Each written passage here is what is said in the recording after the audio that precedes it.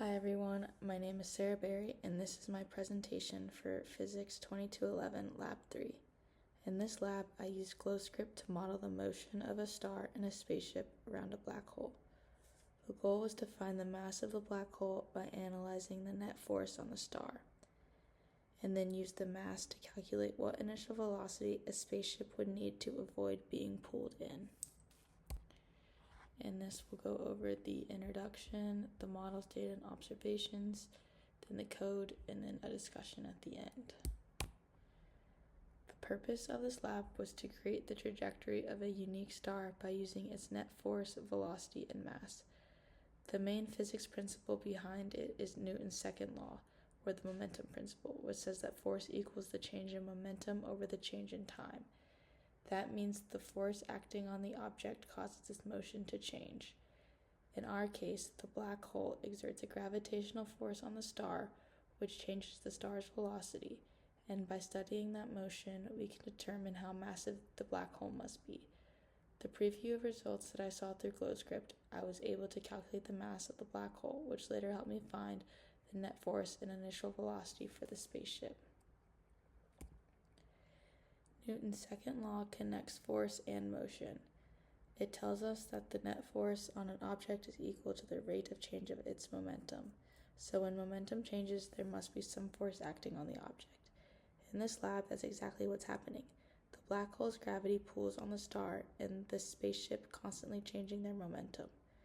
By measuring those changes in the simulation, I could calculate how much force was involved, and from that, how massive the black hole had to be. In part 1, I analyzed the motion of the star using GlowScript. The goal was to calculate the net force acting on it and use that to find the mass of the black hole.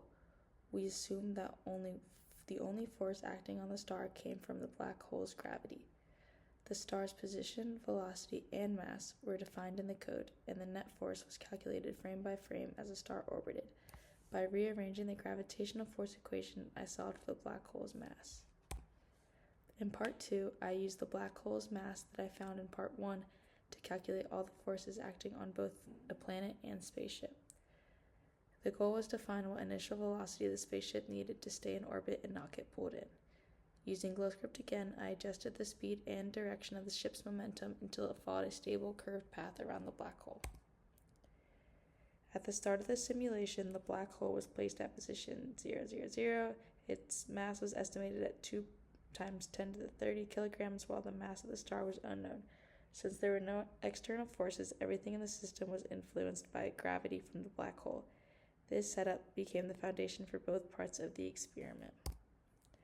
To clarify the interactions, I divided everything into system and surroundings. For part 1, the system was a star and the surroundings were the black hole. For part 2, the system was a spaceship and the surroundings were the black hole and the planet. This distinction helps apply Newton's laws correctly. Only forces from surroundings affect the motion of the system. In part 1's code, I added several features. I included my GT email for the random seed, scaled the arrows for clarity, and programmed calculations for change in velocity, momentum, and net force components. After running the simulation, I plotted the net force on the star as it orbited the black hole. Then, using the gravitational force formula, I isolated the black hole's mass and averaged the results from 443 simulated days in Excel. The result was about 1.15 times 10 to the 44 kilograms.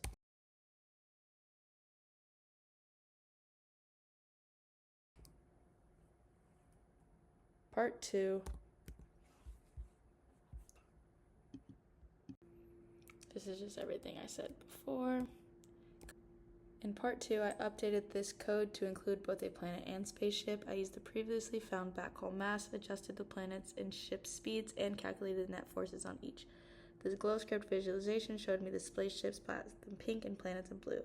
By testing the starting speeds, I found that the ship needed an initial velocity of about negative 1.84, 10 times to the 13, 4.81, 10 times to the 11, 0 meters per second to stay in orbit without falling into the black hole. Here's the figure. Potential error, this is because there was a coded simulation. There weren't traditional lab errors. The main source of uncertainty would be typos in the code or using the wrong formula.